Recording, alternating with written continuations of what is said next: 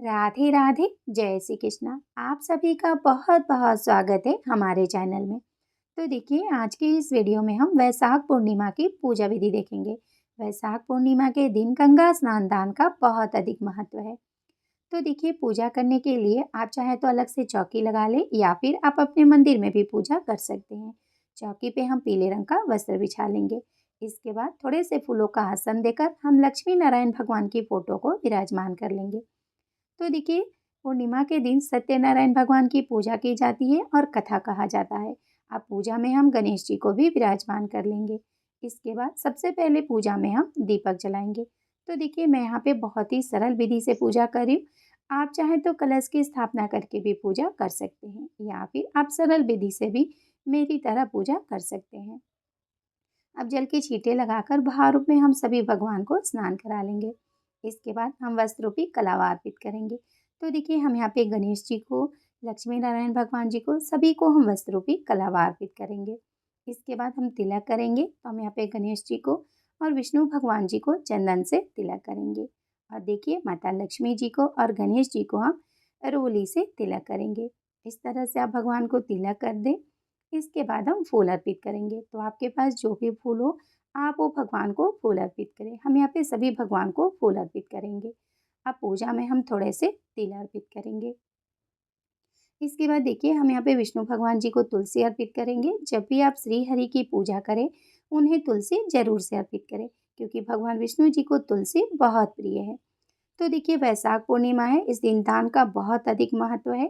तो देखिए, अगर अभी तक आपने वैशाख मास में कुछ भी दान नहीं किया है, तो कम से कम इस दिन आप, यानी पूर्णिमा के दिन आप जल से भरकर घड़े का दान जरूर से करें। इसका बहुत ही ज़्यादा महत्व है। तो आप एक मिट्टी का घड़ा ले लें, उसको अच्छे से साफ कर लें। उसमें आप शुद्ध जल भर लें, घड़े के कंठ पे मौली बांध दें और पहले घड़े की आप पूजा करें। इसके बाद आप दान करें। अब घड़े पे हम एक ऋतुफल रख देंगे। तो आप यहाँ पे कोई भी ऋतुफल रख सकते हैं। इसके बाद देखिए, घड़े का हमें पूजन करना है। तो हम घड़े पे स्वास्तिक का चिन्ह बना लेंगे। आप स्वास्तिक बना लें या फिर आप तिलक भी कर सकते हैं। अब पूजा में हम यथाशक्ति दक्षिणा अर्पित करेंगे, ताकि जाने अनजाने हमसे जो भी भूल चूक हुई हो वो क्षमा हो जाए।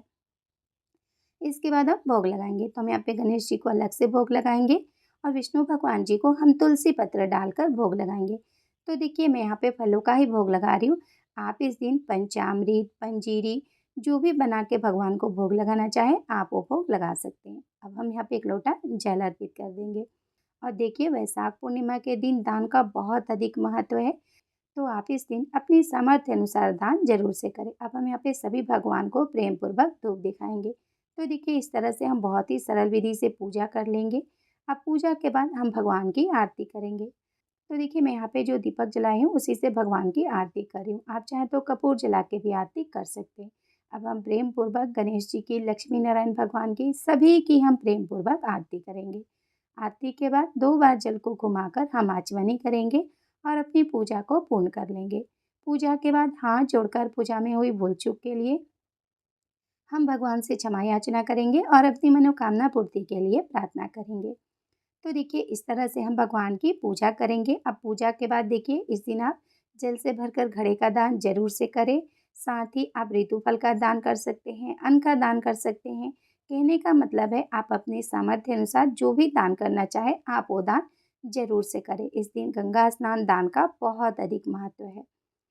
तो देखिए, अगर आप घड़ा दान ना भी कर पाए, तो कम से कम पानी की बोतल ही दान जरूर से करें। इस दिन जलदान का भी बहुत अधिक महत्व है। तो देखिए, आप इस तरह से सरल विधि से भी वैशाख पूर्णिमा के दिन भगवान की पूजा आराधना कर सकते हैं। साथ ही आप यथाशक्ति दान भी जरूर से करें। दान में आप दक्षिणा जरूर से रखें।